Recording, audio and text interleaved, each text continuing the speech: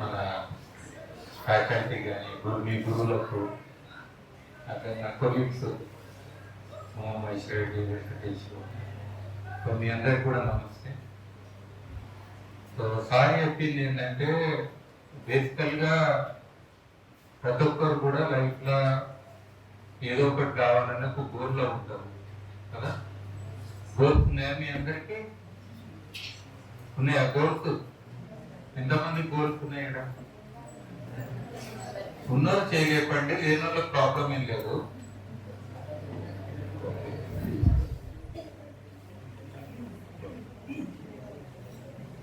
ఒకటి flow with energy అని ఒకటి ఉంటది. ఫ్లో విత్ ఎనర్జీ అంటే కటి పతంగ్ తెలుసా మీకు? కటి పతంగ్, పతంగ్ కట్ అయితే ఎట్లా పోతుంది? అది ఫ్లో విత్ ఎనర్జీ అని పోతుంది, అవునా కదా? దానంతో పట్టుకుంటే అది ఎట్లుంటది? కంట్రోల్ అవుతుందా కదా? కట్ చేస్తే flow with energy. Flow with energy అంటే ఆ గాలి ఎట్లా పోతే అట్లా పోతుంది. సో ఫ్రీడమ్ ఎప్పుడు ఉన్నది మనకు? హైయెస్ట్. దారం కట్టినప్పుడు కట్ అయ్యాం. కానీ చాలా మంది ఏంటంటే మనకు కంట్రోల్స్ కావాలని ఊహించుకుంటాం, సంథింగ్ కండిషన్స్ ఉండాలని ఊహించుకుంటాం, అవునా కదా? ఇప్పుడు రెండు దారులు ఉన్నాయి. ఒక దారి ఉంటుంది, అది మామూలుగా రోడ్డు ఉంటుంది, నడిచినట్టు ఉంటుంది, ఈవినింగ్ వాకి వెళ్తుంది. ఇంకో దారి ఉంటుంది, ఇట్లా అడ్డంగా ఇట్లా పోయేది ఉంటుంది, గడ్డిలకి అట్లా పోయేది ఉంటుంది. ఏ దారి ఎక్కువ ఎన్నుకుంటారు మీరు?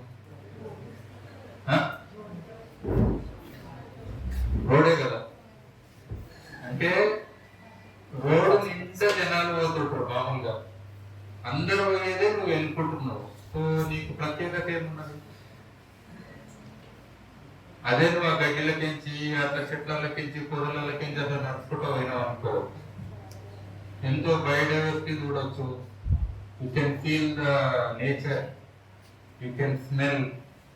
కొన్ని బటర్ఫ్లైస్ ఉంటాయి. డెఫినెట్ గా మీరు రిఫ్రెష్ అవుతారా, లేకపోతే రోడ్ మీద పోతే ఎక్కువ రిఫ్రెష్ అవుతారా? కానీ చాలా మంది పోతారా పోరా? ఎందుకంటే ఫస్ట్ డౌట్ వస్తుంది, ఇలా పొదలలో పోతుంది ఎందుకోకుండా. డౌట్లు పక్కన పెట్టండి. నిజంగా మనకు ఆప్షన్ ఉంటే లైఫ్ లో హైయెస్ట్ ఎంజాయ్ చేయాలి లైఫ్ ని అని అంటే, నా దారి రహదారి కాదు, నా దారి అడ్డదారి. సరేనా? ఒప్పుకుంటారా? అందరూ పోయే దాంట్లో గొర్రెలు కూడా పోతాయి, కామన్ కదా. కానీ ఇట్లా పోయేటోళ్ళే స్పెషల్గా ఉంటారు. అట్లనే రెండోది ఏంటంటే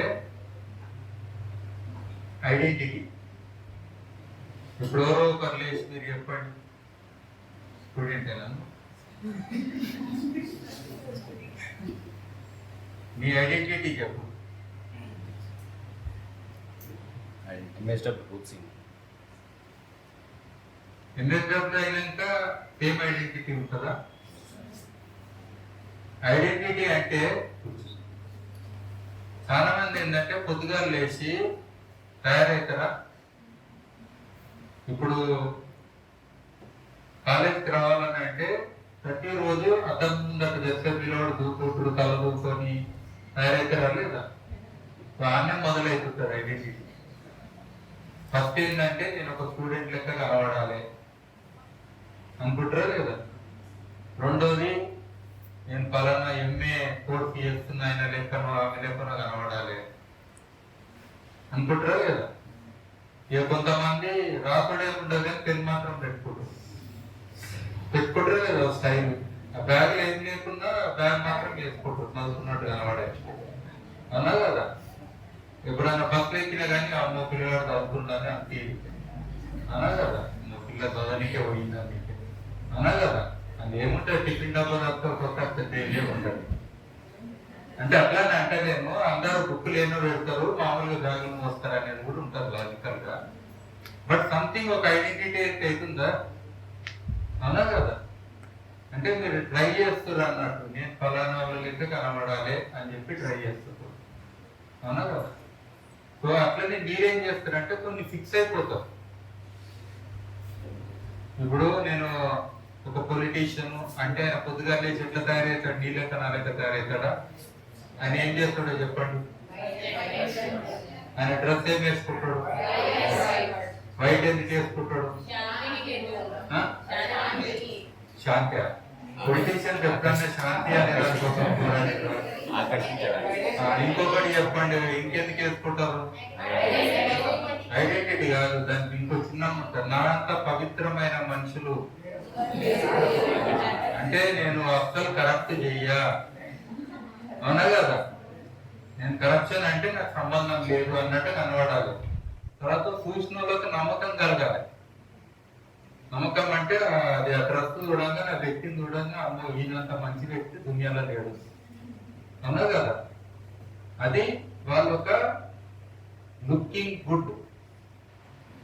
లుకింగ్ గుడ్ అని అంటే ఇప్పుడు ఎవరన్నా మీ ఫ్రెండ్ ముందరికి వస్తారు, స్మైల్ ఇస్తారా లేదా? ఇస్తారా లేదా? నిన్ననే పరిచయం అయ్యారు, అయినా స్మైల్ ఇచ్చిర్రా? ఇచ్చిర్రు కదా. అదే మీ ఇంట్లో పొద్దుగా లేచి మీ అమ్మ నాన్న స్మైల్ ఇచ్చిర్రా? ఏదో ఇద్దరు ముగ్గురు మాస్కులు పెట్టుకొని ఇచ్చిర్రంట. ఇచ్చింది తెలియదు, ఏడ్చింది తెలియదు, అలిగింది కూడా తెలియదు. ఎందుకంటే అయితే మాస్కులు లేకపోతే అలిగినట్టు మూతి ముక్కు కనబడుతుంది, కోపం వచ్చినా తెలుస్తుంటే కళ్ళతో చూపెడతాం. ఎక్స్ప్రెషన్ ఇచ్చిరా అంటారు చూడ సినిమాలో, ఆ టైప్ ఎక్స్ప్రెషన్ లేకపోతే కూడా కష్టం కదా. ఎవరితో నిన్న మొన్న కలిసిన వాళ్ళకు కూడా స్మైల్ ఇస్తాం. ఎందుకు ఇస్తాము? మనం స్మైల్ ఇస్తే అవతల కూడా స్మైల్ ఇస్తారు. స్మైల్ ఇస్తే ఏమవుతుంది? అవతల నువ్వు మంచిగా అనిపిస్తావు, నీకు వాళ్ళు మంచిగా అనిపిస్తారు. దీన్ని లుకింగ్ గుడ్ అంటారు, అవునా కదా? సో సమాజంలో కూడా మీ యొక్క కెరీర్ లో కూడా అన్నిట్లో కూడా చాలా మటుకు ఇగో నేను పలానా కలెక్టర్ కావాలి, లేకపోతే నేను పలానా ఒక లీడర్ లేక కావాలి, లేకపోతే నేను ఒక పెద్ద కంపెనీలో మల్టీనేషనల్ కంపెనీలో పనిచేయాలి, ఏవేవో అనుకుంటారు కదా. నేను ఈడు ఉండొద్దు, అమెరికా పోవాలి అనుకుంటారా లేదా? సో ఎన్నో రకాలు మీరు ఊహించుకొని దానికి ట్రై చేస్తుంటారు ఇప్పటి నుంచి. ఇప్పుడు అమెరికా పోవాలన్న ఏం చేస్తారు, పొద్దుగా లేచి ఆ ఇంగ్లీష్ చదువుతుంటారు బాగా. అవుతారా లేదా? తప్పదు కదా. జిఆర్ఈ, జిమాట్, అది కాకపోతే ఇది కాకపోతే ఇంగ్లీషు లాంగ్వేజ్ పట్టు ఇవన్నీ ఉంటాయా లేదా మామూలుగా? సో ఇట్లా అన్ని కూడా వాళ్ళు ట్రై చేస్తుంటారు. కానీ నిజంగా ఈ రోజు అంటే మనిషి ఏం చదివితే ఏమవుతాడు అనేది ఏమన్నా సంబంధం ఉన్నదా? అర్థమైందా మీకు? మీకు ఈ జ్ఞానం ముందే వచ్చింది. అయ్యో చదివినంత మాత్రాన నేను పొలిటికల్ సైన్స్ చదివితే పొలిటికల్ సైన్స్ రిలేటెడ్ జాబే నేను చేస్తా అనేది గ్యారెంటీ ఉన్నదా? పర్ఫెక్ట్. మరి ఎందుకు చేస్తారు? గట్టి చెప్పండి ఎవరో ఒకరు. నాలెడ్జ్ ఉంటాయని వాట్సాప్ యూనివర్సిటీలో మొత్తం నాలెడ్జ్ ఇవ్వాలని పెద్ద ఆలోచన చేయకండి. గూగుల్ అమ్మ ఉన్నది కొడితే ఇమ్మీడియట్ గా మీకు నాలెడ్జ్ వస్తుంది. There is no limit to knowledge, there is no limit to gurus. ఎందుకంటే ఏంటంటే యూనివర్సిటీ పోతేనే మంచి గురువు దొరుకుతుంటే దాంతో మంచి దర్శనం అనేది దొరుకుతుండే. ఇప్పుడు గురువులు మొత్తం దొరుకుతారు. Best teachers in the world మీకు అవైలబుల్ ఉంటారు. ఉంటారు కదా. ఇప్పుడు రాస్ నాడార్ అని ఉన్నాడు, ప్రొఫెసర్ గారు చెప్తారు. ఆయన అది నుండి మొత్తం జ్ఞానం వస్తుంది డెమోక్రసీ మీద. సరేనా? కొద్దిగా లేస్తే one of the best person. So ఇట్లా మనకు ఆన్లైన్ చాలా జ్ఞానం ఉంది. మరి ఎందుకు చదువుతారు?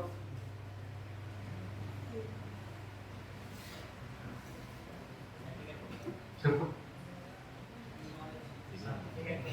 నువ్వు దగ్గర ఉన్నావు కాబట్టి అడుగుతున్నా, ఎట్లయితే వినబడుతుందని.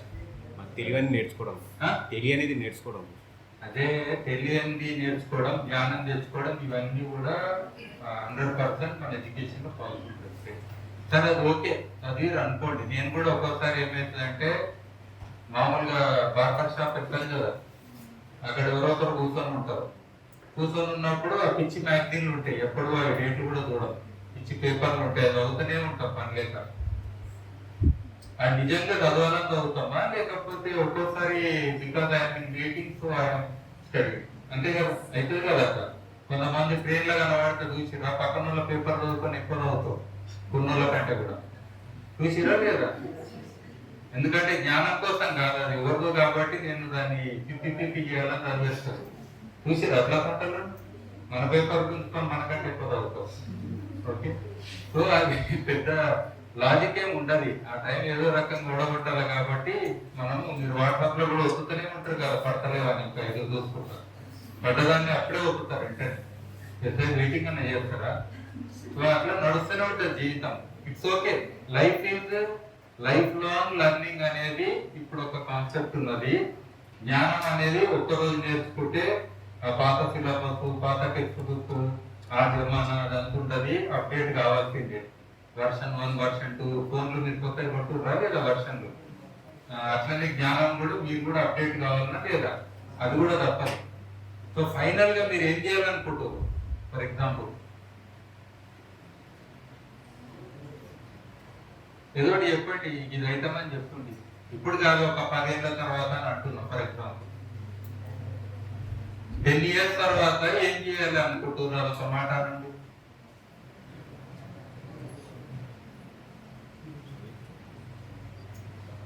సరే, మీకేం తెలియదు, ఏమన్నా ఏమనుకున్నాం పీరియడ్కి నిధులు కట్టి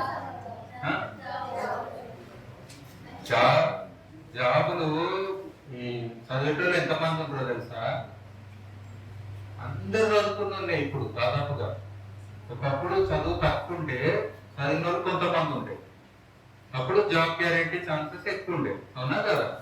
ఇప్పుడు చదువుకున్న వాళ్ళు చెప్పండి, మీరు అందరూ చదువుతారు. మీరు మామూలుగా కూరగాయలు అమ్మేటప్పుడు కూడా కొంతమంది పెడతారు, లెక్కలు ఎంత పాటు చేస్తారు చూసిరా? మీరు కూడా అంత పాటు లెక్కలు చేయరు, కూరగాయలు చేస్తారా? టక టోటల్ చెప్తారా మైండ్ తోటే? ఇంకొక అమ్ముకుంటూ ఒక దిక్కు కొన్నోళ్ళు లెక్కలు చేసేస్తారు. పర్ఫెక్ట్ చేస్తారా లేదా? పావు కిలో అంటే పావు కిలో, అర్ధ కిలో ఇంకా చేతిలో పెడతారా? వాళ్ళు క్యాల్కులేటర్ శకుంతల దేవకాట వాళ్ళు పాసుకున్నారు, ఉన్నారా లేదా? నాలెడ్జ్ ఉందా లేదా? వాళ్ళకు మినిమం ఆ మాత్రం ఫిట్నెస్ కానీ లర్నింగ్ కానీ ఉందా లేదా?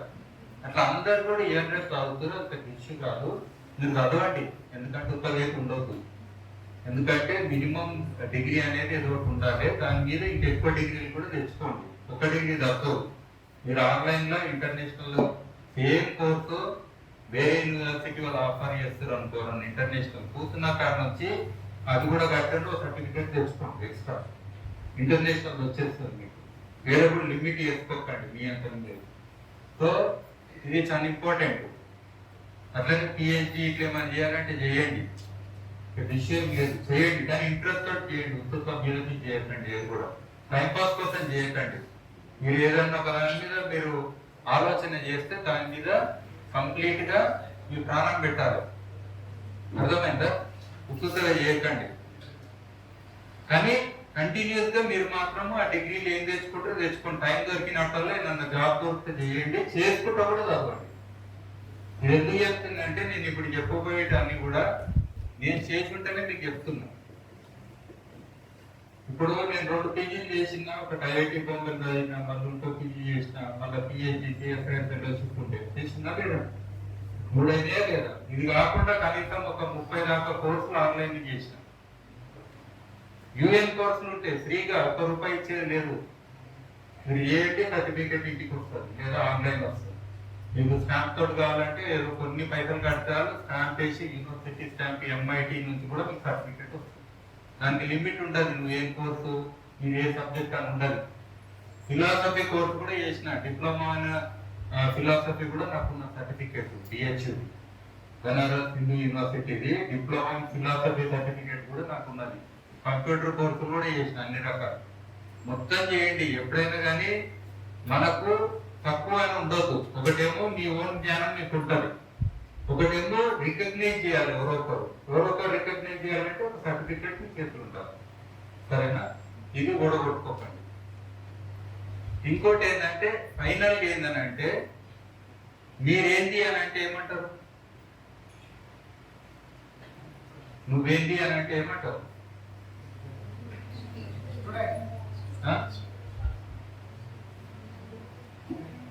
నువ్వేంటి అంటే ఏమంటావు?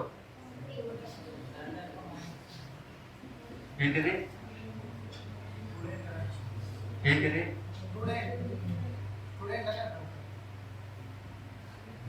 ఎప్పుడు అడిగినా ఒకటే ఆన్సర్ రావాలి. అప్పుడు ఏమంటావు? Human being. మీరు హ్యూమన్ బీయింగ్ అనే కాదంట. బీయింగ్ అని అంటే ఉండడం, హ్యూమన్ అంటే మనిషి అంటే ఏంటి? మనిషి అంటే ఏంటి? మానవత్వం ఉండాలి కదా. హ్యూమన్నెస్ అందరికి ఉందా? మానవత్వం 100% ఉందో ఎవరో చెప్పండి. 100 మార్కులు వస్తున్నాం కాదు. మానవత్వము 100 ఉన్నోళ్ళు ఉంటే ఒకరు కూడా క్లాస్ లో ఫెయిల్ కాదు. ఓకేనా? కాంపిటీషన్ కాదు, కంపాషన్ కావాలి. కంపాషన్ ఉందా? ఇప్పుడు ఫర్ ఎగ్జాంపుల్ మీరు అందరూ ఒకటే క్లాస్ లో కూర్చొని క్లాస్ విన్నారు, అందరు కలిసి చదువుతారు. మీ క్లాస్ లో ఒక 5 మంది ఫెయిల్ అవుతారు. క్లాస్ లో టాప్ వచ్చిన వాళ్ళను మన సార్ పిలుస్తాడు, నిలబెడతాడు. కప్పట్లు కొట్టుండంటే అంటే ఫెయిల్ అయిన కూడా కొట్టాలా లేదా? తక్కువ మార్కులు వచ్చిన వాళ్ళు కూడా కొట్టాలా లేదా? ఇది కరెక్టా? నిజంగా మనకు మనిషి అని ఉంటే ఏం చేయాలి? అసలు ఫెయిల్ అయిన వాళ్ళకు మీరు మార్కులు పంచాలి. అవును, మీరు ఈ బిట్ వస్తుందని చెప్పినందుకే ఫెయిల్ అయ్యారు. మీరు క్లాస్మేట్ అయితే ఎందుకు, దోస్తాన చేసేందుకు? మీరు కనీసం వాళ్ళు పాస్ అయ్యేటట్టు వాళ్ళని చెయ్యి ఇచ్చి చెయ్యి గుంజేటోళ్ళు కావాలి. నేను మౌంట్ ఎవరెస్ట్ ఎక్కినని చెప్పి జెండా వాసుకొని దిగిపెట్టాను కాదు మనకు కావాల్సింది. అర్థమైందా? నువ్వు నిజంగా పీక్కి వెళ్తే ఏం కావాలి? ఏ టైప్ వాళ్ళు కావాలి? చెయ్యి ఇచ్చి ఇంకొకరిని కూడా మీది గుంజేటోళ్ళు కావాలి. వాళ్ళు ఉన్నారా మీ దాంట్లో? మీకు అక్కడ ఎవరైనా చెప్తారా? ఇది కాంపిటేటివ్ దునియా, కత్రోట్ అంటే నువ్వు ఏమన్నా చేయి, ఈ 100 వస్తే కథం. ఇప్పుడు చాలా మంది టీచర్ల పిల్లలు టాపర్లు ఉంటారు, కానీ వాళ్ళు చెప్పే పిల్లలు టాపర్లు అవుతారా? వాళ్ళ ఓన్ పిల్లలు మాత్రము టాప్లు ఉంటారు, కానీ వాళ్ళ క్లాస్ ఉన్న పిల్లలు అందరూ అదే టాప్ అవుతారా? అట్లా లేదన్నట్టు ప్రపంచం. సో అందుకే హైయెస్ట్ కావాల్సింది మానవత్వం అని అంటే, హ్యూమన్ బీయింగ్ అంటే. ఇప్పుడు కుక్క ఉంది, కుక్క రాసుకుంటుందా డాగ్ బీయింగ్ అని? రాసుకుంటుందా? హ్యూమన్ బీయింగ్ అని మీరెందుకు పెట్టుకుంటున్నారు? ఎందుకంటే మీరు మనుషులు కాదు, నేను ట్రై చేస్తున్నా అని చెప్పాను. బీయింగ్ హ్యూమన్ అని కర్మన్ కంటే కమ్మింట ఇప్పుడు కూడా దొరుకుతాయి కొంటే. కొంతమంది రాసుకొని తిరుగుతారు కదా, నేను మనిషిని అని చెప్పి. ఆ డౌట్ ఎందుకు వచ్చింది మీ మీద? మీకు బీయింగ్ హ్యూమన్ అని హ్యూమన్ బీయింగ్ అని రాసుకుంది కానీ డౌట్ రావద్దు కదా. మధ్యరాత్రి లేచినా కుక్క అట్లనే ఉంటది, మా పుల్ల లేచినా అట్లనే ఉంటది, మధ్యాహ్నం అయినా అట్లా ఉంటది. మనం అట్లుంటాం నిజానికి. ఒక్కొక్క అవతారం ఎత్తుతాం. మధ్యరాత్రి ఒక తీరు, పొద్దుగల ఒక తీరు, మధ్యాహ్నం ఒక తీరు, సాయంత్రం ఒక తీరు, గుడిపోతో తీరు, పెళ్లిపోతో తీరు. ఇన్ని రకాలున్న మనిషి ఉత్తరు వెళ్ళి కంటే ఎక్కువ చేరుతున్న కదా. ఇక వీళ్ళని మనుషులని ఎట్లన్నారు? ప్రతి జీవి పరిశాన్ అవుతుంది. కుక్క చూస్తారు పొద్దుగా, అరే ఎర్ర కలర్లు ఉన్నారు వీళ్ళు, నిన్న చూస్తే పచ్చ కలర్లు ఉన్నారు, అరే మొన్న చూస్తే బ్లూ కలర్లు ఉన్నారు, వీళ్ళకి ఏమైందనా చూస్తుంటారు, పరిశాన్ అవుతారు. మీ ఇంట్లో కుక్కనే పరిశాన్ అవుతున్నారు. మీకు మాత్రం అర్థమవుతలేదు నేనేంటనేది. అర్థమైందా? సో కాబట్టి మనము ప్రతి క్షణం కూడా, మీరందరూ కరెక్ట్, హ్యూమన్ బీయింగ్ అంటే మనుషుల్లాగా ఉండడానికి మీరు ట్రై చేస్తూనే ఉండండి. ఎందుకంటే పుట్టంగానే మనుషులు కాదు అని చెప్పని అంటున్నాను. పుట్టంగానే నేను మానవుడిని, నేను మానవత్వం ఉన్నది, నాకు 100 మార్కులు మనిషిలాగా ఉన్నాయని చెప్పని అధికారం మనకు లేదు. ఉన్న దాంట్లో లేదు కదా. తర్వాత ఏంటంటే అడాప్టబిలిటీ ఎక్కువ ఉండాలి మనిషికి. ఇక నేను నా లైఫ్ ఎగ్జాంపుల్ చెప్తా కొన్ని చిన్నవి, సరేనా? ఓకే కదా. నేను చదివింది భూగోళ శాస్త్రము, భూగర్భ శాస్త్రం, అంతేనా? పర్యావరణ శాస్త్రం, అది పక్కన పెట్టేసి నేను ఫస్ట్ ఫర్ ఎగ్జాంపుల్ మీరు అన్నారు కదా జాబ్ అనేది, నేను ఫస్ట్ పని చేయడానికి పోయినప్పుడు ఒక 2-3 చేసినాక ఒక దగ్గర ఒక ఆఫీస్లో ఒక పెద్దయిన కూడా మాట్లాడుతుంటే ఉదాహరణ ఇట్లా చర్చ అయితేనే ఉన్నది ఇద్దరికి. పర్యావరణ అంశాలు కూడా ఏదో మాట్లాడుకుంటూ పోయినాక సరే సాయిబాస్కర్ నువ్వు వచ్చి మా దగ్గర ఇది జాయింట్ ఫారెస్ట్ మేనేజ్మెంట్ అనేది ఒకటి ప్రోగ్రామ్ ఉంది చేస్తావా? డైరెక్ట్ నువ్వు ఏం చదివిలో దానికి సంబంధం లేదు. వెంటనే నేనేమన్నా నేను చేస్తారా? మామూలుగా కెరీర్ అంటారు కదా, కెరీర్ గ్రాఫ్, కెరీర్ లైన్ ఇవన్నీ అంటారు కదా, పక్కా పోయినాయా లేదా?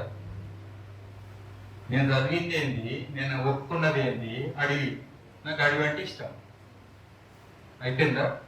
సో డైరెక్ట్ జాయింట్ ఫారెస్ట్ మేనేజ్మెంట్కి మొత్తం ఆంధ్రప్రదేశ్ మొత్తానికి నేను ప్రోగ్రామ్ ఆఫీసర్ అయిపోయాను అంతే. డైరెక్ట్ అదృష్టమా కాదు? ఫర్ ఎగ్జాంపుల్ ఇంకొకరు ఫోన్ చేసారు, నేను అప్పుడు హుసేన్ సాగర్ మీద పనిచేసుకొని ఆఫ్ఘనిస్తాన్ నుంచి ఫోన్ వచ్చింది. మామూలుగా ఆఫ్ఘనిస్తాన్ అంటే భయపడతారు కదా, ఎవరో ఫోన్ చేశారు. ఎక్కడి నుంచి అంటే ఆఫ్ఘనిస్తాన్ అంటే ఒక 15 నిమిషాలు అది ఇది మాట్లాడినాక ఫైనల్ ఒక మాట అన్నాడు, ఆఫ్ఘనిస్తాన్ వస్తావా మరి అన్నాడు. వస్తా అనేసి ఫోన్ చేయని అన్న, ఇంట్లో కూడా అడగలేదు. దాదాపు 3 ఏళ్ళు ఆఫ్ఘనిస్తాన్ లో పనిచేసిన.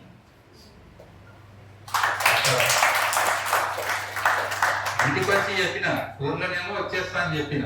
1 month లో డైరెక్ట్ ఆఫ్ఘనిస్తాన్ లో ఉన్నా. ఆఫ్ఘనిస్తాన్ అంటే మీకు తెలుసుగా ఏమేమి ఉంటాయి, బాంబులు, కిడ్నాప్లు అన్ని ఉంటాయి. మళ్ళీ రిమోట్ ఏరియాలు తిరిగిన. జలాలాబాద్ అంటే పాకిస్తాన్ బార్డర్, హెరాత్ అంటే ఇరాన్ బార్డర్.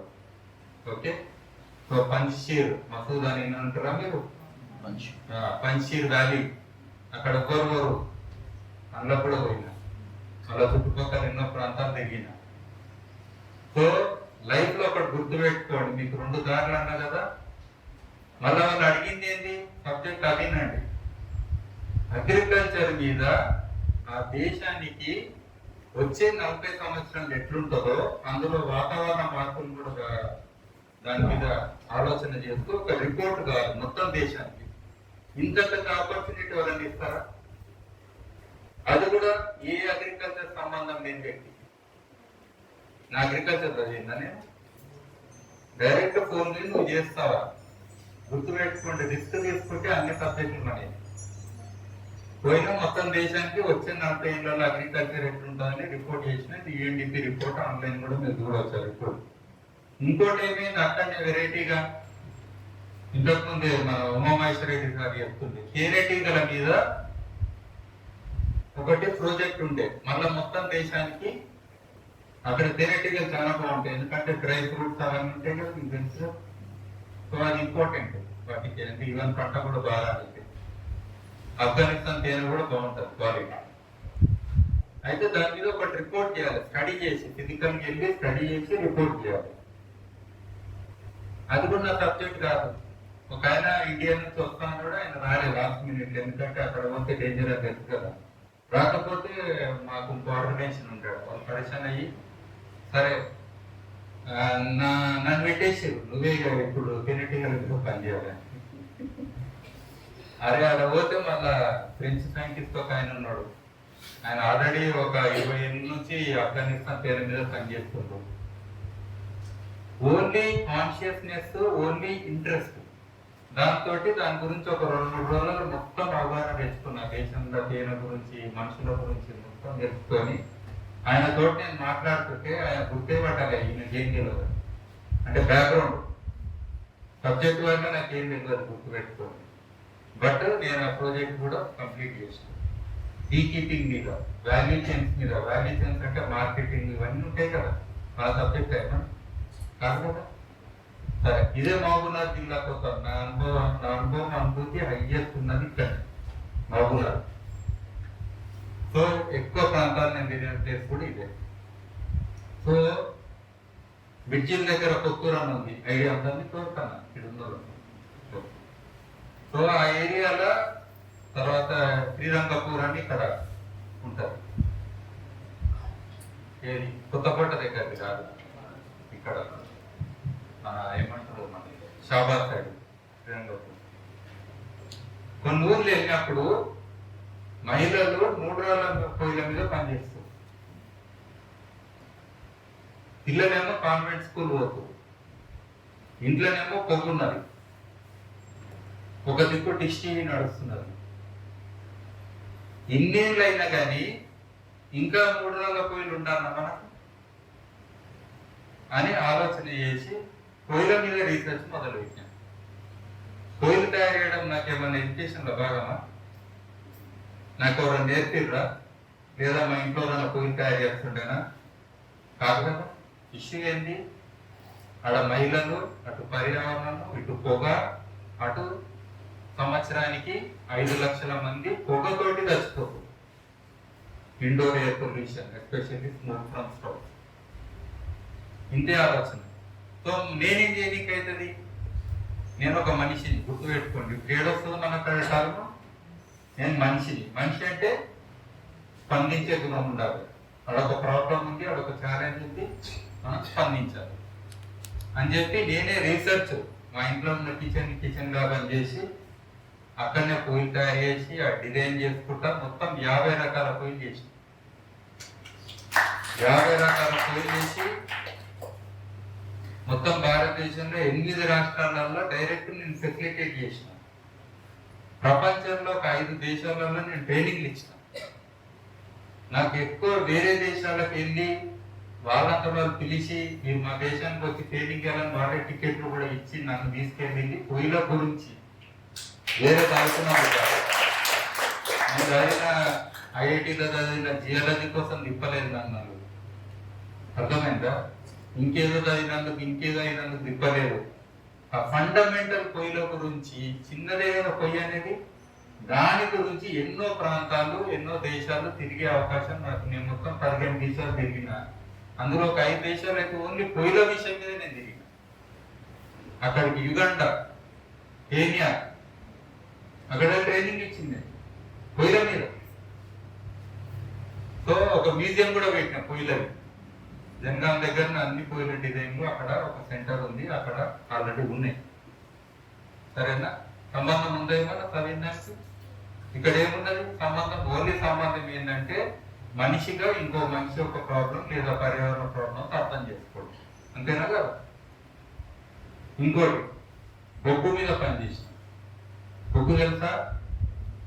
బొగ్గలు వద్దగానే ఏమో అనేది దాన్ని. బొగ్గు లేని తాగే నీళ్ళు కూడా లేవు ఇవాళ రేపు. మీ అన్ని ఫిల్టర్లల్లో ఇవాళ రేపు వాటర్ ఫిల్టర్స్ ఉంటాయి కదా, దగ్గర పోయి చూడండి, కార్బన్ ఫిల్టర్ అని ఇంకొకటి ఇట్లా పెట్టుంటాయి కదా. ఆ బొగ్గు ద్వారానే ఈరోజు మీరు మంచిగా తాగలుగుతున్నారు. దాన్ని యాక్టివేటెడ్ కార్బన్ అంటారు. ఏదైనా అనండి, మీ ఇంట్లో పొయ్యిల బొగ్గు కూడా బొగ్గే. దాని యాక్టివేషన్ అంటే ఏంటి? ఇప్పుడు మీరు డల్లుకున్నారు, ఇంకా యాక్టివ్ అవుతారు, అంతే కదా. అంటే ఇంకొంచెం హుషారు కావడం, అంటే ఇంకొంచెం ఇది. సో దీని మీద కూడా నేను నిరంతరంగా, ఎస్పెషల్లీ భూమి మంచిగా చేయడానికి కోసం పనిచేసిన. తౌడుకుంటూ ఉంటాయి కదా, తౌడుకుంటున్న వస్తుంది ఏమన్నా తక్కువ ఉంటుంది కదా. అట్లనే ఇప్పుడు డిగ్రేడేషన్ ఆఫ్ సాయిల్స్ అయింది కదా. తర్వాత ఈ మన పెస్టిసైడ్స్, కెమికల్స్ వాడి భూమి ఖరాబ్ అయింది కదా. దాన్ని బయోచార్ అనే పదం వాడతాం ఇవాళ. చాలా పర్యావరణ అంశాలు ఇదే కాకుండా గ్రీన్ బిల్డింగ్ కాన్సెప్ట్ లో బొగ్గు, ఓకే. సో హెల్త్ రిలేటెడ్ బొగ్గు, సో ఈవెన్ మన ఇళ్ళల్లో ఎట్లా వాడాలి, రూఫ్ టాప్ గార్డెన్స్ ఎట్లా వాడాలి, తర్వాత వాటర్ ట్రీట్మెంట్లలో ఎట్లా యూజ్ చేయాలి, ఇట్లా అన్ని రకాలే నేను పరిశోధన చేసిన. భారతదేశంలోనే నేనే పైనరింగ్ అయ్యాను. 2005 సంవత్సరంలో యూనివర్సిటీలో కూడా తెలియదు, అగ్రికల్చర్ యూనివర్సిటీలో కష్టం తెలియదు. నా దగ్గర బుక్ తీసుకొని పిహెచ్డి మొదలు పెట్టి ఉండాలి. మీకు కావాలంటే అది కూడా హిస్టారిక్ గా మీరు ఆన్లైన్ అన్ని ఉంటాయి, రిసోర్సెస్ నాది. మీరు వెళ్ళినప్పుడు చూడవచ్చు ఎప్పుడు నేను మొదలు పెట్టాను అనేది కూడా మీకు క్లియర్గా తెలుస్తుంది. అంటే భూమి చాలా ఇంపార్టెంట్, అందులో ఆహారం కానీ రైతులు కానీ చాలా ఇంపార్టెంట్. మరి వాళ్ళకి మనం ఏ రకంగా మంచి భూమిని ఇవ్వాలి అనే విషయంలో ఈ వర్క్ అయిందా లేదా? మన అది అగ్రికల్చర్ అన్న బుద్ధ సైన్స్ కాదు అయింది. అట్లనే ఇరిగేషన్ ప్రాజెక్ట్స్ లో ఇది ఎందుకు చేస్తుందంటే స్పందించండి అంతే. Be sensitive. సెన్సిటివ్ అంటే ఏంటిది? సెన్సిటివ్ అంటే ఏంటిది?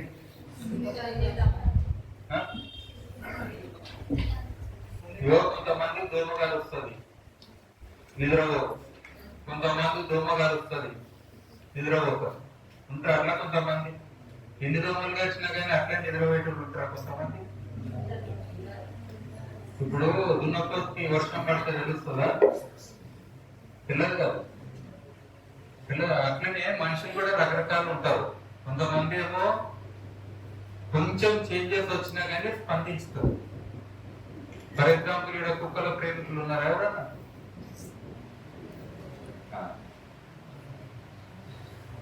ఒకవేళ మనిషి రోడ్డు మీద పడిపోయాడు, కుక్క కూడా రోడ్డు మీద పడిపోయింది, దేని ఎక్క అవుతారు మీరు? వాళ్ళ సెన్సిటివిటీ అంతా కుక్క మీదనే, పిల్లి మీద కూడా కాదు. అంటే మనుషుల సెన్సిటివిటీ కూడా మళ్ళా ఒక చిన్న పిల్లలకి ఏమైనా ఎక్కువ సెన్సిటివ్ ఉంటారు. అదే పెద్దోళ్ళకు ఇప్పుడు మొన్న కరోనాలో ఎక్కువ మంది ఎవరు చనిపోయారు?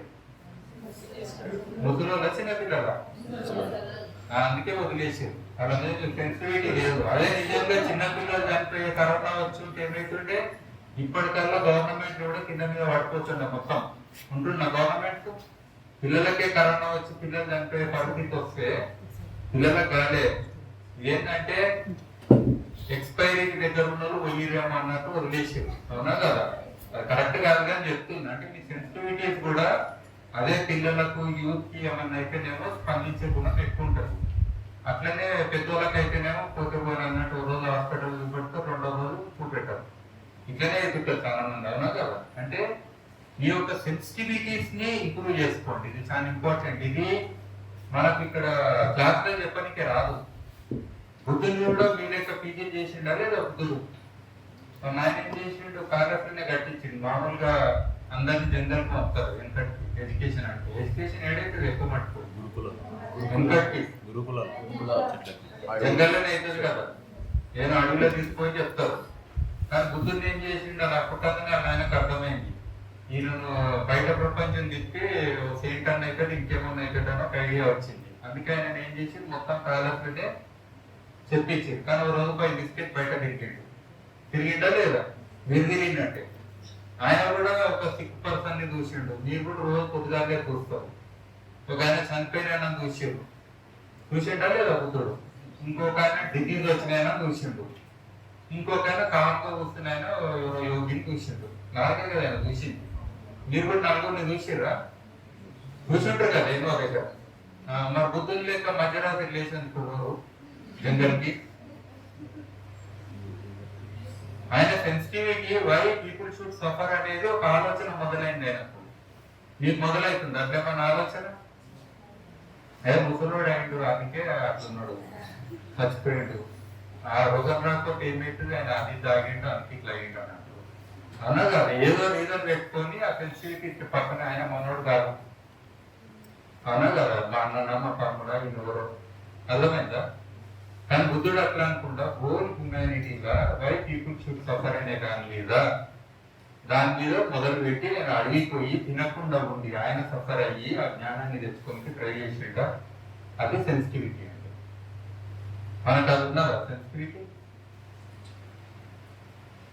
లేదని ఎట్లా ఒప్పుకుంటారమ్మా? ఉన్నదని చెప్పి కొంచెం అదేదో నిన్నమన్న సినిమాలు అంటాడు పుష్ప సినిమాలో కొంచెమంది ఉంటారు కదా సెన్సిటివిటీ. పూర్తి లేదా అనకండి, ఉండదు. కానీ మీకు పార్షల్ గా చేస్తారు. పార్షల్ గా సెన్సిటివిటీ చేసుకుంటూ కొన్ని విషయాలలో ఎక్కువ సెన్సిటివ్ అవుతారు, కొన్ని విషయాలలో తక్కువ సెన్సిటివ్ అవుతారు. సో ఇట్లా మనం అంశాలను తీసుకుంటే ఇప్పుడు ఇరిగేషన్ ప్రాజెక్టులన్నీ చేసినాం. అక్కడ ఏమనుకున్నంటే వాటర్ మానిటరింగ్ చాలా ఇంపార్టెంట్. అది అయితే లేదని నాకు అర్థమైంది. ప్రాజెక్టులు కడుతున్నాం కానీ నిజంగా ప్రతి చుక్క ఏ పొలానికి పోతుంది అనేది మనకు మానిటరింగ్ లేదు. ఉన్నదాడేమన్నా ఎప్పుడైనా మానిటర్ చేయగా చూసిర్రా? రిలీజ్ చేయడం చూసిర్రు.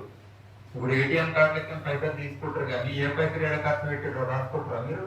ఆ మానిటరింగ్ ఉండదు, తీసిందే గుర్తుంటుంది. అట్లా రిజర్వాయర్ లో వచ్చిన నీళ్ళే తెలుసు కానీ నిజంగా ఎన్ని నీళ్లు డ్రాప్ పర్ డ్రాప్ అంటారు. అంటే ప్రతి చుక్కకు ఎంత డ్రాప్ అయ్యింది అనేది లెక్క ఉందా ఏమన్నా? ఇప్పటికీ లేదు. సో అక్కడ పోయినప్పుడు ఏం చేసినా మొత్తం సెన్సార్లు ఇంట్రడ్యూస్ చేసిన, కెనాల్ ఆటోమేషన్ ఇంట్రడ్యూస్ చేసిన. ఎవరికి? ఇంజనీర్లకు. నేను ఎవరిని? Non engineer. అర్థమైందా? కానీ అక్కడ పోయి కంపల్సరీ అవసరం అని చెప్పి అక్కడ సెన్సార్ ల్యాబ్ చేసి ఒక కంట్రోల్ రూమ్ చేసి canal network flow monitoring systems అనేది ఒక సిస్టమ్ ఆల్రెడీ ఎగ్జిస్టింగ్ ఉంటే దాన్ని రీఇంట్రడ్యూస్ చేసి అక్వా క్రాప్ అని చెప్పి అది సాఫ్ట్వేర్ అది కూడా ఎస్ఏ వాళ్ళతో ట్రైనింగ్ ఇప్పించి ఒక 50-60 మంది ఇంజనీర్లకు స్పెషల్గా దీని మీద చేయగలిగింది. ఆ డిపార్ట్మెంట్లో అంత పెద్ద డిపార్ట్మెంట్లో మరి నేను ఎవరైనా ఉంటారా? అయినా మేము చేసినామా లేదా? ఇదే మహబూబ్నగర్ జిల్లాలో 200 గ్రామాలు వితిన్ 1 month నేను మా కొలీగ్స్ అందరూ ఉంటే but I was more leading అంట. అన్ని ఊర్లు 1 month కంప్లీట్ స్టడీ చేసి ఉండేది సిచ్యువేషనల్ అనాలిసిస్ అని చెప్పి. ఇప్పుడు కాదు, 2000 సంవత్సరం 2000-2001 మధ్య ఆ టైంలో. సో అట్లా మనకు అంశాలు తీసుకుంటే అటు క్లైమేట్ చేంజ్, ఈరోజు నేను క్లైమేట్ చేంజ్ మీద పనిచేసిన డిజాస్టర్స్. ఇప్పుడు ఇండోనేషియాలో వరదలు వస్తున్నాయా? ఆడ భూమి కిందికి వస్తుందా సముద్రం కిందికి? సో దానికోటి నేషనల్ లెవెల్ ప్లానింగ్ కావాలి. నన్ను రమ్మన్నారు, పోయినా అది కూడా చేసి వచ్చింది. ఈవెన్ హెరాత్ ఆఫ్ఘనిస్తాన్లో మొత్తం దేశానికి వరల్డ్ బ్యాంక్ వాళ్ళది హెరాత్. అక్కడేంటి ఇంటర్నేషనల్ ఆర్గనైజేషన్ ఫర్ మైగ్రేషన్. ఆడ టెర్రరిస్టులతో మైగ్రేషన్ అయితే లేదు, అక్కడ డైరెక్ట్ ఏంటిది కరువు వచ్చినందుకు మైగ్రేషన్ అవుతుంది. ఇరాన్కి పోతారు డైరెక్ట్ ఆడ. ఆ స్టడీ చేసిన అట్లా. అంటే రీసెంట్ గా జస్ట్ 1 month బ్యాక్ నేను ఏడున్నా, జార్ఖండ్ ఉన్నా. దేని మీద పోయినా? ఫుడ్ సెక్యూరిటీ కోసం స్టడీ చేయడానికి పోయినా. అంటే నేను 10 years బ్యాక్ వెళ్ళినా, మళ్ళా వాళ్ళు రమ్మన్నారు. అక్కడ ఆహారం ఉండదు, మార్కెట్ రైస్ అని ఉంటారు, రాజమాని. సో వాళ్ళ పరిస్థితి ఎట్లుందని చూడడానికి పోయింది. నాకు ఆహార భద్రతకి ఏమైనా సంబంధం ఉందా? సింపుల్, అదేంటి ఒక మనిషి అని చెప్పి పిలుస్తారు, అంతకంటే ఏం లేవు. అంటే ఇంకోటి ఏంటంటే అవతల బిలీవ్ కూడా చేస్తారు. ఒక వ్యక్తిని గుర్తు పెట్టుకోండి, it is not about knowledge. నిజంగా నువ్వు సెన్సిటివ్ ఉంటే జ్ఞానం వస్తూనే ఉంటుంది. వస్తుందా రాదా? నీకు ఉండాలి, నేను చేస్తానే కాన్ఫిడెన్స్ ఉండాలి, నేను చెయ్యాలనుకునే సంకల్పం ఉండాలి. ఫర్ ఎగ్జాంపుల్ 10 ఏళ్ళు నేను పొయ్యిల మీద నిరంతరంగా పనిచేసిందంటే, అదే టైంలో నా దోస్తులు అమెరికాలో ఉంటారు, అదే దోస్తులు నన్ను ఇంకెక్కడ పోయారు, అందరూ ఒకటి కానీ చుట్టుపక్కల కూడా వాళ్ళందరినీ కేర్ చేయకుండా జాబ్ కూడా రిజైన్ చేసి నేను పొయ్యిల మీద పనిచేస్తాను. కాండాలు తిరిగి ఇచ్చుకోండి పొయ్యిలు. మళ్ళా రాత్రి 10-11 తర్వాత మళ్ళీ రిటర్న్ అవుతుంది. ఎందుకంటే పొలాల పనులు సాయంత్రం ఉంటారు కదా. మరి ఇవన్నీ ఎట్లా పాసిబుల్ అయితే నాకే తెలియదు ఒక్కోసారి. బట్ ఆ కమిట్మెంట్ మన చెయ్యాలని ఒకటి, ఏదో ఒకటి నేను చేయాలి. ఒకటి గుర్తుపెట్టుకోండి, మీ లైఫ్ లో గోల్ అంటే ఏం లేదు. ఒక్కరి కోసం నువ్వు, నీ కోసం నువ్వు చేస్తే గోల్ కాదు. ఓన్లీ నా ఫ్యామిలీ, నా పిల్లలు ఇట్లా ఉంటారు కదా, అంతవరకు చేస్తే కూడా గోల్ కాదు. గోల్ అనేది ఎప్పుడు కూడా కొంచెం పెద్దగా ఉండాలి. ఫర్ ఎగ్జాంపుల్ నేను నా ఎంఏ కోర్స్ ఖతం చేస్తా అనేది గోల్ కాదు. అది చాలా చిన్నది, అది దాటేసుకుంటూ పోయి ఒక చిన్న స్టెప్. గోల్ అనేది ఎప్పుడు కూడా బ్రాడర్ ఉంటుంది, పెద్దగా ఉంటుంది. పెద్దగా ఎట్లా ఉండాలంటే, ఒక సినిమాలు అంటారు చూడు, ఒక్కొక్కరు కాదు చేరుతా 100 మందిని పంపాలి. ఒక్కరిని పంపితే ఏమున్నది, హీరో అవుతారా? ఎప్పుడన్నా హీరో విలన్ అని కొడుతుంటే ఒక్కరిని కొడతాడా, ఎక్కువ మందిని కొడతాడా? ఏదో బిర్యానీ కోసం తొందరగా తీసుకుని వ్యాపారం ఎక్కువసేపు గాలి ఉంటారు కదా, లేకపోతే ఇంకా ఎగిరేటోళ్ళ మీద. సో అంటే ఎప్పుడైనా మీ లైఫ్ లో కూడా మీరు నిజంగా పొద్దుగాల లేస్తే మీరు ప్రేయర్ చేస్తారు కదా, ఏ ప్రేయర్ అయినా చేయండి. చేస్తే ఏం కోరుకుంటారు? జనరల్ గా ప్రేయర్లు ఏం కోరుకుంటారు? చెప్పరు, ఎందుకంటే చెప్తే అవతల కాపీ కొడతారా.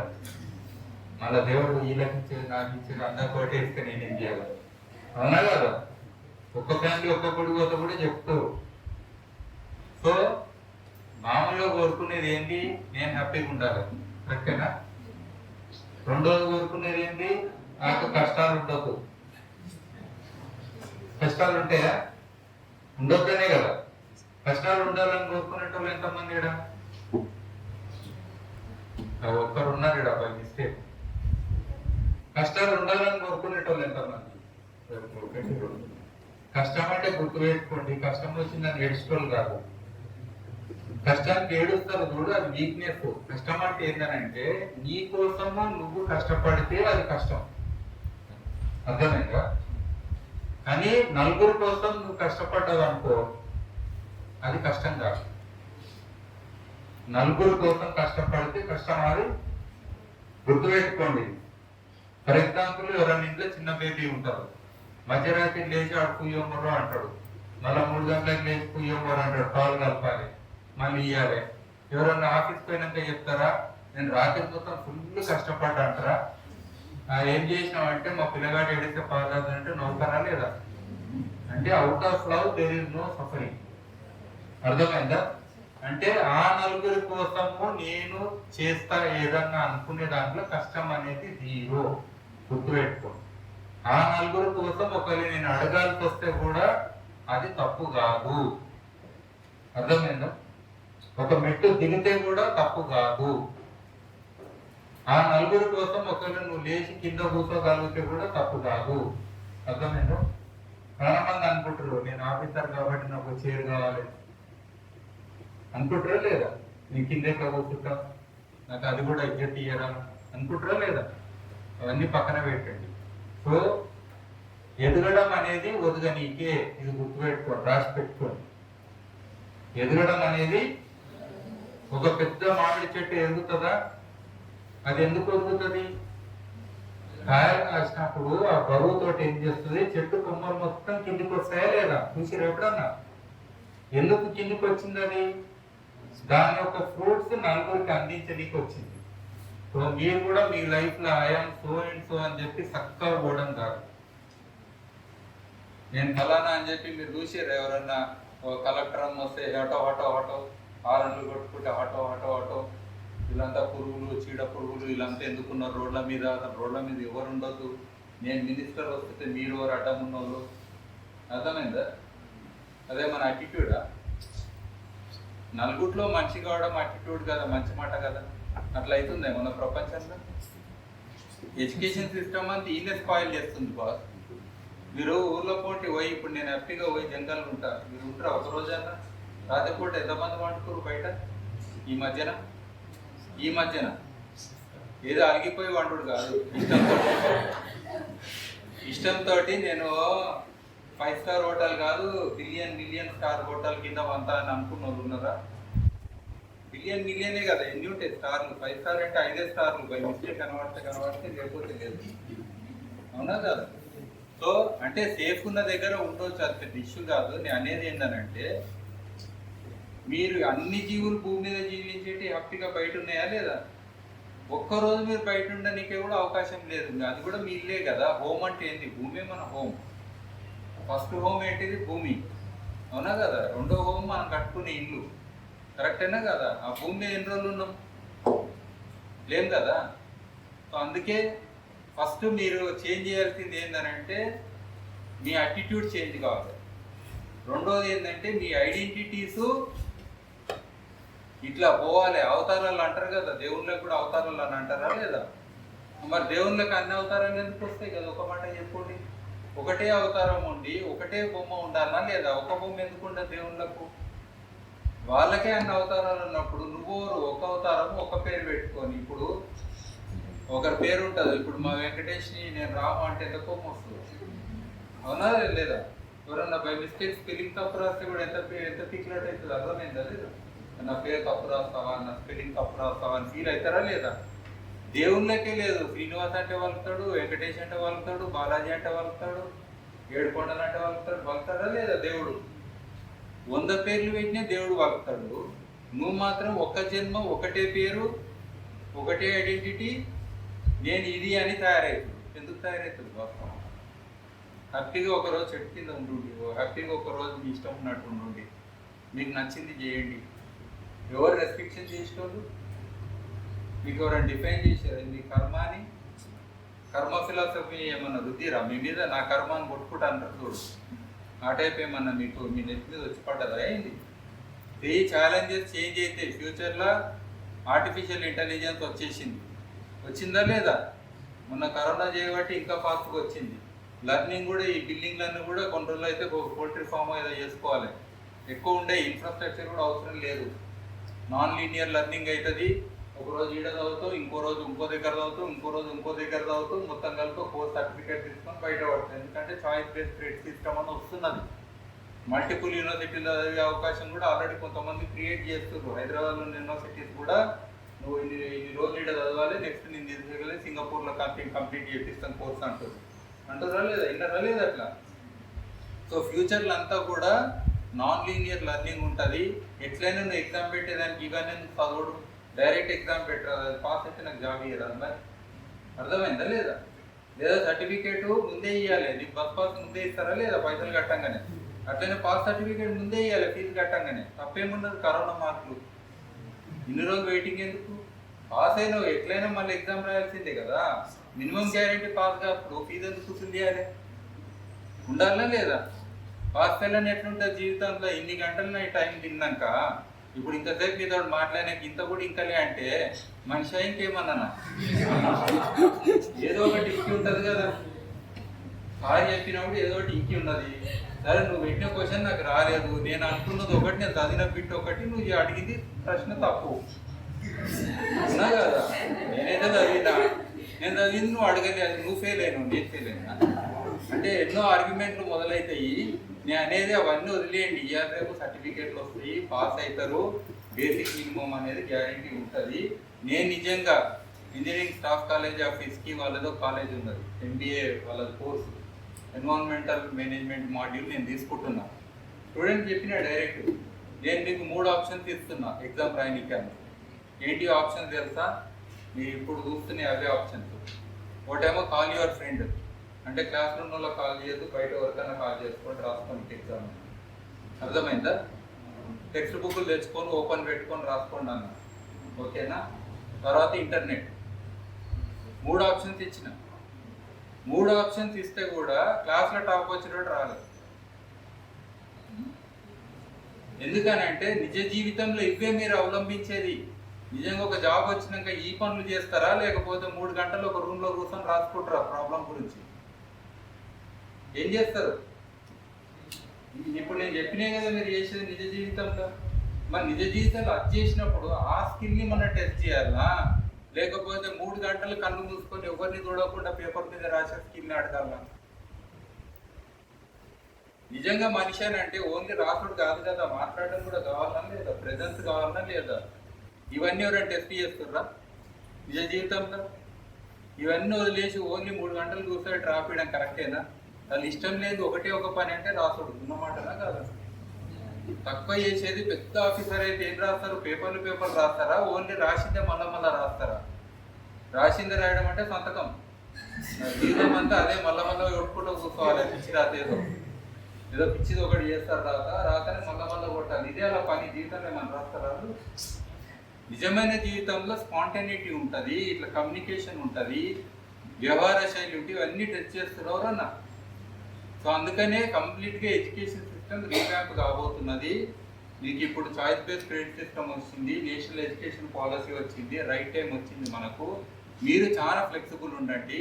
తర్వాత యూఎన్, ఇంతకుముందు మా ఉమామహేశ్వర రెడ్డి సార్ ఆల్రెడీ చెప్పిండు, యూఎన్ లాంటి ఆర్గనైజేషన్ యూనివర్సిటీస్ ఉన్నాయి. ఇప్పటి నుంచే ట్రై చేయండి, మీకు వస్తా సీటు. డైరెక్ట్ అప్లై చేయండి. జపాన్లో ఒక యూనివర్సిటీ ఉంది, నెదర్లాండ్స్లో ఒకటి ఉన్నది, only American university, Australia university అట్లా పోకండి. కొన్ని వేరే రకంగా ఎంట్రీ ఐటీ కూడా ఉంటాయి. నా ఫ్రెండ్ ఒక ఆయన పొలిటికల్ సైన్స్ చేసిండు, ఆయన ఢిల్లీ యూనివర్సిటీలో కూడా సీట్ తెచ్చుకుండు. ఇప్పుడు యూఎన్ దాంట్లో చాలా పెద్ద ఆఫీసర్గా పనిచేస్తాడు ఆయన. పొలిటికల్ సైన్స్ అయినది, BA పొలిటికల్ సైన్స్. పెద్ద ఆలోచన చేయకండి. సో మీకు అంటీన్ ఆపర్చునిటీస్ ఉంటాయి. ఫస్ట్ మీకు కావాల్సింది హైయెస్ట్ ఏంటంటే లైఫ్లో బ్రిటిష్ వాళ్ళతో ఎందుకు పోరాడారు?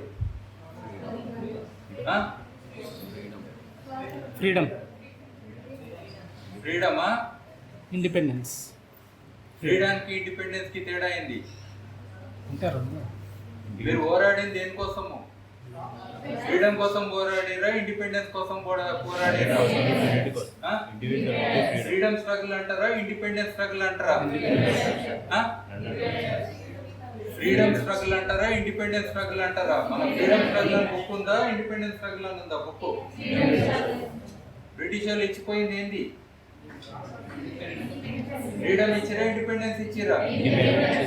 ఎట్లీస్ట్ పొలిటికల్ సైన్స్ తోటి కరెక్ట్ ఆన్సర్ ఎక్స్పెక్ట్ చేస్తా. అంటే నిజంగా ఫ్రీడమ్ నీ దగ్గర ఎప్పుడో ఉంది, మీరు నన్ను అడిగేది ఏంటనేది పాయింట్. ఫ్రీడమ్ అంటే ఏంటి? జైలు ఉన్న మనిషి కూడా ఫ్రీడమ్ ఉంటుంది. థాట్ ఉందా లేదా? రాసుకునేటప్పుడు రాసుకుర్రా, గాంధీ రాసుకుంటా పొద్దుగా లేచి షర్ట్ ఇప్పాలంటే ఇప్పిండా లేదా? మొత్తం తిరిగిండా లేదా? Freedom is always with you. There is nobody who can give you. కావాలంటే ఫిజికల్ రెస్ట్రిక్షన్ చేస్తారేమో కానీ మనిషి ఫ్రీడమ్ అనేది హైయెస్ట్ ఎప్పుడు ఉంటుంది. ఇండిపెండెన్స్ అంటే మీరు కొంచెం పెద్దగా అయినాక ఇంట్లోకి పోతారు కదా, నేను నీ మీద ఆధారపడి బతకలేను పో అని అంటే అది ఇండిపెండెన్స్. మీ పేరెంట్స్ దగ్గర పాకెట్ మనీ ఏం తీసుకోరు కదా, ఇండిపెండెంట్. డిపెండెన్సీ లేకుండా జీవించడం ఇది ఇండిపెండెన్స్. అంటే వాళ్ళు ఫైనల్గా అన్నది ఏంటి, మా మీద ఆధారం లేకుండా మీరు జీవిస్తున్నారు పో అని చెప్పిపోయారు. కరెక్టేనా? ఇంత కష్టపడి ఫ్రీడమ్ కావాలంటే అట్లా కాదు, కానీ అది అయ్యింది. చాలా మందికి అది అర్థం కాదు. మరి ఇండిపెండెన్స్ డే అని ఎందుకు చేసుకోవాలి, ఫ్రీడమ్ డే అని చేసుకోండి రాదు, అది మజా వస్తుంది. అది కరెక్ట్ పద్ధతి కదా. ఫ్రీడమ్ స్ట్రగుల్ కోసం పోరాడిన వాళ్ళు ఫ్రీడమ్ డే చేసుకోవాలి, కానీ ఇండిపెండెన్స్ డే ఎందుకు చేసుకుంటారు? అడగండి కొంచెం పొలిటీషియన్స్ని, పాపం అలాగ అర్థమైతలేదు. Common sense, at least political science మీరు అని అడగాలి. అయితే నేను అనేది ఏంటంటే హైయెస్ట్ మీకు కావాల్సింది ఫ్రీడమ్ ఇన్ లైఫ్. అందుకే మీకు ఫస్ట్ స్టార్టింగ్లో ఏం చెప్పినా రెండే పతంగులు ఉంటాయి. ఒక పతంగు ఏముంటుంది, కటి పతంగు, ఇంకోటి దాగే వల్ల పతంగు, అంటే పట్టుకున్నది.